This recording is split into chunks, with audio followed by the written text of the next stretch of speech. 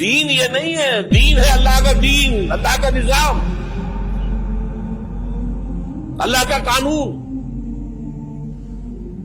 وَمَن لَّمْ يَحْكُم بِمَا أَنزَلَ اللَّهُ فَأُولَٰئِكَ هُمُ الْكَافِرُونَ، جو اللہ کی اتاری شریعت کے مطابق فیصلے نہ کرے وہی تو کافر ہے۔ میں اور آپ کون ہیں؟ برا نہ مانیے،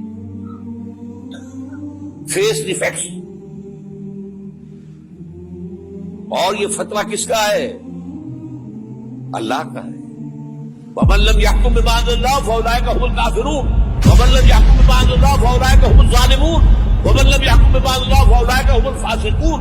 تین فتوے ہیں اس مفتی اعظم کے، جو ہماری اتاری ہوئی شریعت کے مطابق فیصلے نہیں کرتے وہی تو کافر ہے، وہی تو مشرک ہے، وہی تو فاسق ہے، ناہنجار ہے، باغی۔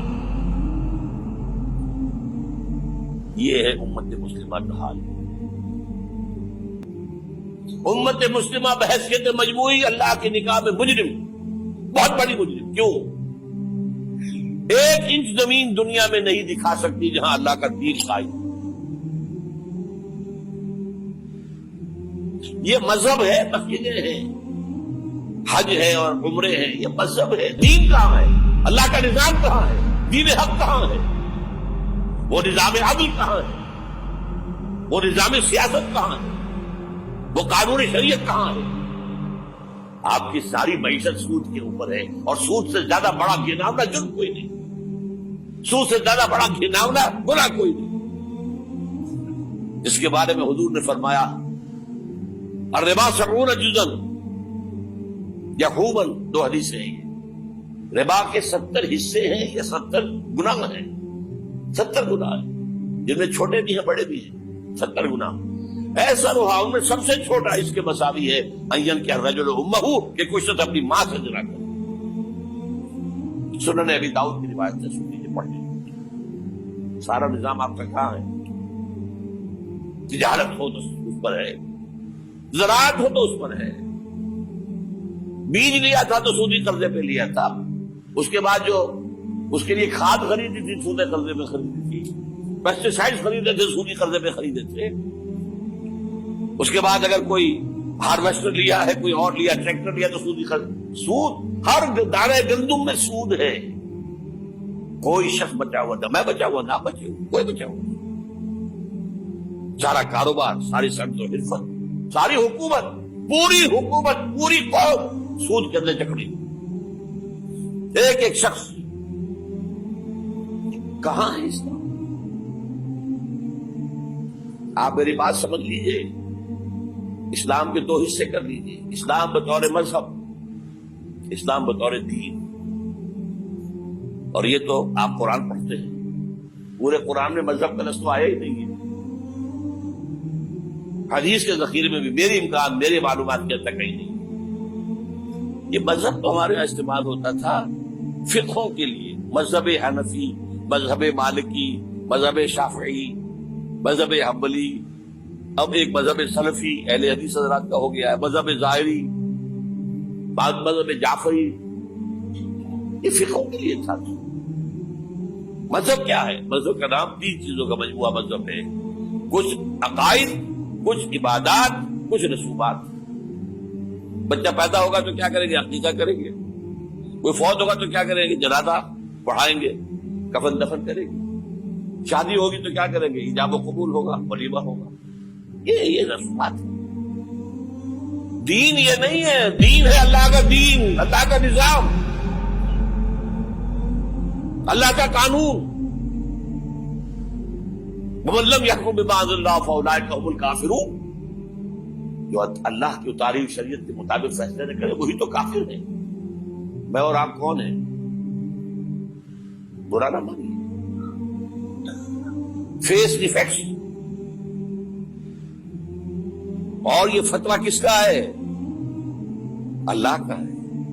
وَمَن لَّمْ يَحْكُم بِمَا أَنزَلَ اللَّهُ فَأُولَٰئِكَ هُمُ الْكَافِرُونَ وَمَن لَّمْ يَحْكُم بِمَا أَنزَلَ اللَّهُ فَأُولَٰئِكَ هُمُ الظَّالِمُونَ وَمَن لَّمْ يَحْكُم بِمَا أَنزَلَ اللَّهُ فَأُولَٰئِكَ هُمُ الْفَاسِقُونَ۔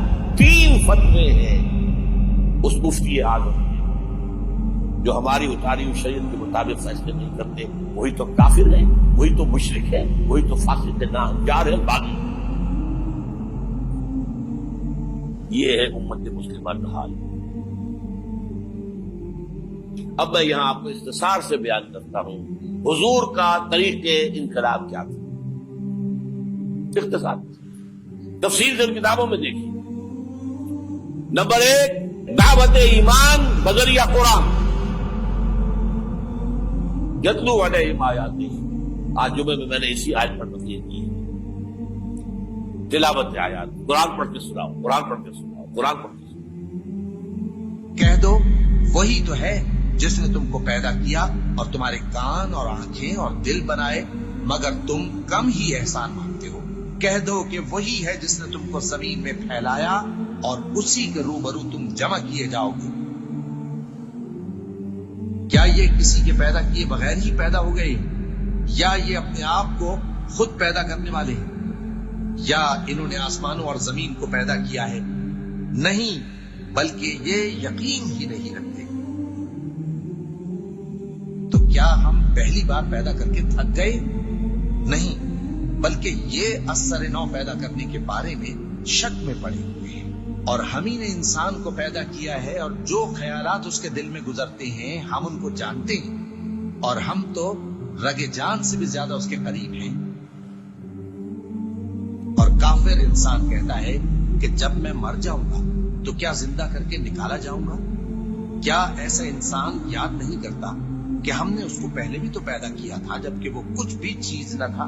سو تمہارے پروردگار کی قسم، ہم ان کو جمع کریں گے اور شیطانوں کو بھی، پھر ان سب کو جہنم کے گرد حاضر کریں گے اور وہ گھٹنوں پر گرے ہوئے ہوں گے۔ وہی زندہ کو مردے سے نکالتا ہے اور وہی مردے کو زندہ سے نکالتا ہے، اور وہی زمین کو اس کے مرنے کے بعد زندہ کرتا ہے، اور اسی طرح تم دوبارہ زمین میں سے نکالے جاؤ گے۔ اور اسی کی نشانیوں میں سے ہے کہ اس نے تمہیں مٹی سے پیدا کیا، پھر اب تم انسان ہو کر جا بجا پھیل رہے ہو۔ اس قرآن کے ذریعے سے دلوں میں ایمان پیدا ہو، یقین والا ایمان۔ دیکھیے، برا نہ مانے، مغالطے میں نہ رہیے، میرے اور آپ کے دلوں میں ایمان نہیں ہے،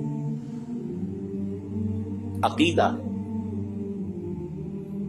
عقیدہ ہے، والدین سے ملا ہے۔ یقین والا ایمان کہاں ہے؟ اپنے گریبان میں جھانکیے، اللہ آپ کو توفیق دے۔ کیا مجھے واقعی یقین ہے کہ مجھے مرنے کے بعد جی اٹھنا ہے؟ کیا مجھے یہ واقعی یقین ہے کہ اصل زندگی آخرت کی زندگی ہے؟ کیا مجھے واقعی یقین ہے کہ قرآن اللہ کا کلام ہے؟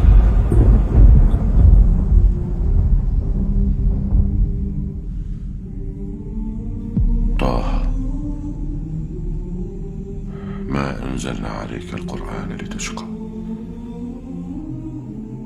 إلا تذكرة لمن يخشى تنزيلا ممن خلق الأرض والسماوات العلى الرحمن على العرش استوى له ما في السماوات وما في الأرض وما بينهما وما تحت الثرى وأن تجهر بالقول فإنه يعلم السر وأخفى الله لا إله إلا هو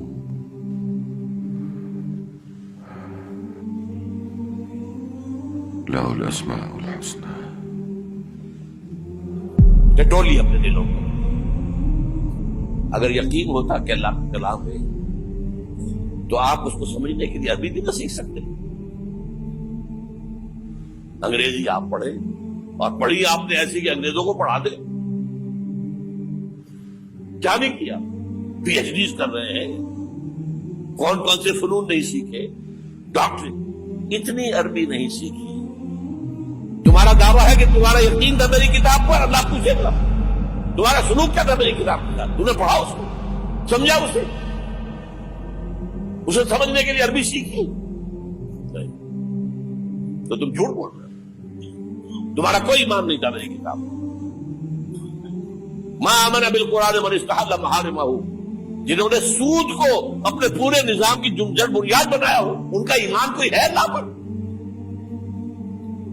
حضور فرماتے ہیں کہ جس شخص نے حرام کسی شے کو اپنے لیے حلال کر لیا اس کا کوئی ایمان نہیں۔ دوبارہ آج بھی کرنا ہے تو دوبارہ ایمان پیدا کرنا ہوگا. ایمان، عقیدہ نہیں، ایمان. صرف لپ سروس نہیں، اقرار باللسان نہیں، تصدیق بالقلب. جو لوگ آئے جن کے دلوں میں ایمان پیدا ہوا پھر ان کا تزکیہ کیا، تطہیر فکر، تصفیہ قلب، تجلیہ روح، تزکیہ نفس، اندر کا باطن دھو دیا قرآن.